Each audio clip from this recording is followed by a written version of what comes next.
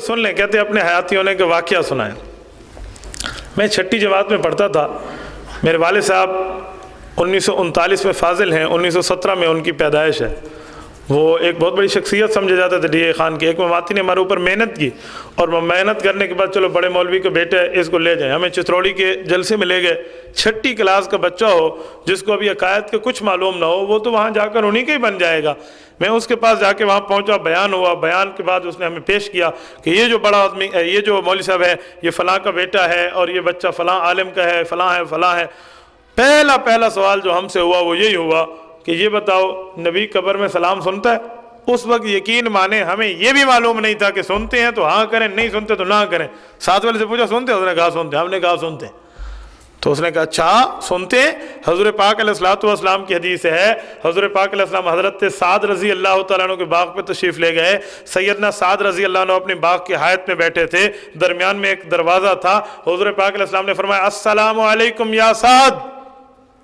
اس نے حضرت جابر کی بات کی تھی، ٹھیک ہے اگرچہ حضرت سعد کا واقعہ، یہ بات میں ہم نے تحقیق کی، تو السلام علیکم کا، اور انہوں نے جواب دیا وعلیکم السلام۔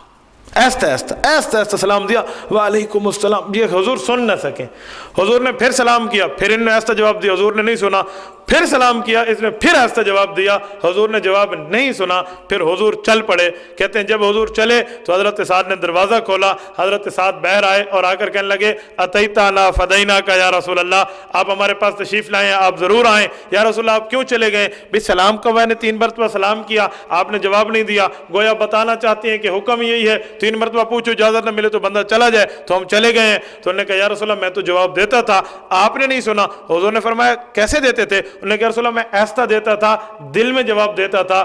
تو حضور پاک نے پوچھا کیوں ایسا کیوں جواب دیتے تھے؟ انہوں نے کہا یا رسول اللہ آپ ہی نے تو فرمایا ہے سلام دعا ہے، اور میں چاہتا تھا کہ آپ کے منہ سے دعا میرے لیے بار بار نکلے، میں یہ چاہتا تھا۔ یہ صحابی کا حرص علی الدین، حرص علی الدعا ہے، یہ حدیث تھی۔ اس حدیث کو آئے ہوئے 1400 سال ہو گئے ہیں، اور یہ حدیث موجود ہے، اس کی شرح محدثین نے کی ہے۔ لیکن اب شرح چتروڑی سنو جو اس نے شرح کی۔ اس نے کہا او بیٹا یہ بتاؤ، یہ حضور پاک علیہ السلام ہے، ایک دیوار ایک دروازے کا درمیان میں فاصلہ ہے، نبی نہیں سنتے تو اب منو مٹی اوپر آ چکی ہے قبر پہ، یہاں سے سنتی ہے؟ یہ اس کا تھوڑا ہے سب سے پہلا جو کارگر ثابت ہوا۔ اچھا دیکھو ایک دیوار ہے درمیان میں، یہ نہیں سنتے تو وہاں تو منو مٹی آ چکی ہے، اس پہ سیسا پلائی دیوار آ چکی ہے، اس پہ مٹی ہے، اس پہ فرش ہے، اس پہ ماربلز لگ چکے ہیں، اب کیسے سنتے ہیں؟ آپ تو مسجد نبی سے نہیں سن سکتے۔ انہوں نے کہا بیٹا جا کسی ملوانے کو لے جواب پوچھ کے لایا۔ ہم نے سب سے والد صاحب سے میں نے پوچھا تھا، والد صاحب نے مجھے اپنے انداز میں علمی طرح میں جیسے جواب سمجھایا، ہماری سمجھ میں جواب نہ آیا۔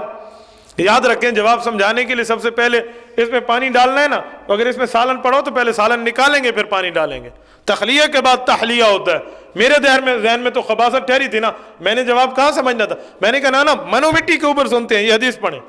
اب دلیل خاص کی جواب تو نہیں ہوتا نا، تو بہرحال اوپر نیچے ہوا، مجھے کچھ سمجھ نہ آیا، میں نے دل میں سوچا کاکے نہیں آدھا پیو کو میں ٹھوکی بیٹھے۔ چلو شیخ الحدیث حضرت مولانا علاء الدین صاحب نور اللہ مرکزہ، حضرت والد صاحب کے دوست ہیں، 1938 میں یہ بھی فاضل ہیں، اور یہ 1914 کی پیدائش ہے۔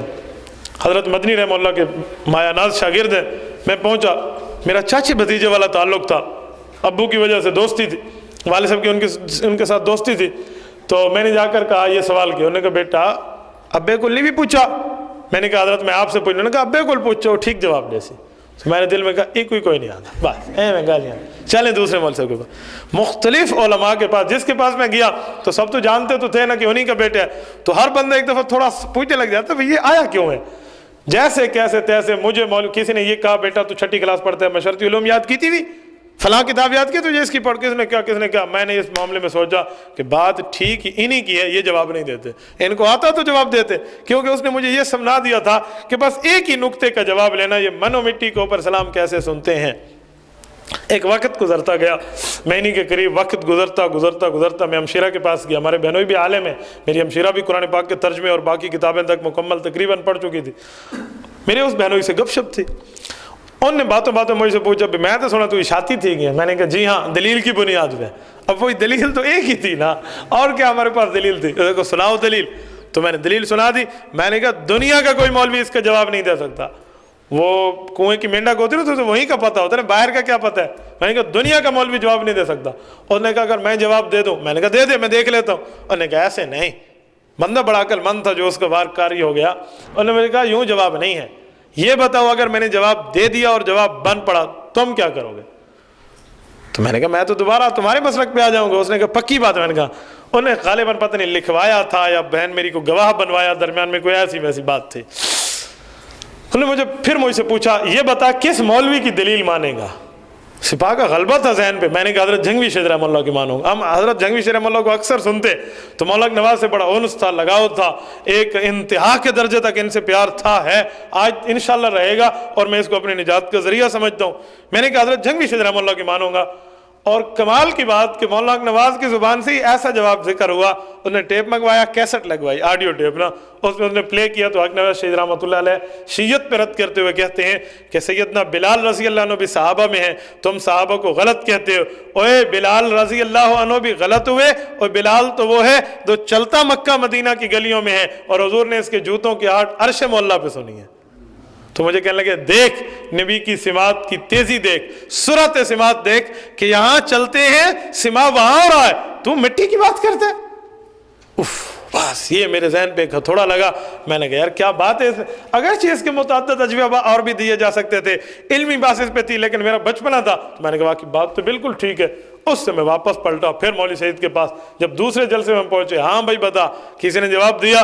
بھائی یہ ایک جواب سامنے ہے، اللہ اکبر۔ وہ شخص اس وقت سمم بکم عمی ان کا مصداق تھا، اس کی زبان ہل نہیں رہی تھی۔ انہوں نے کہا یہ تو معجزہ ہے، اور اچانک میرے منہ سے نکلا کہ کیا معجزہ کفر ہوتا ہے؟ یہ نہیں مانے۔ اب اس کا کیا جواب دے گا نا، اوپر نیچے ایسے تیسے، جیسے ہم وہاں سے اس کی جگہ پہ ہر چیز تف کر کے ہم واپس آ گئے کہ یہ بات ہم نہیں مانتے، آپ نے غلط کہا ہے، شکر اللہ نے مجھے ہدایت دی ہے۔ میں اپنے دل کا انقباض سمجھتا تھا، خدا کی قسم۔ اس کے بعد ہمیں نماز میں مزہ آنے لگا، اور بیٹھنے اٹھنے میں بھی ایک کیفیت بدل گئی۔ پرانے حالات اور تھے، بعد والے حالات اور ہو گئے۔ بس یہ آپ کو مختصر جھلکیاں تھیں جو ہیڈ لائنز میں نے آپ کی خدمت میں پیش کر دی ہیں۔ ٹھیک ہے، جزاکم۔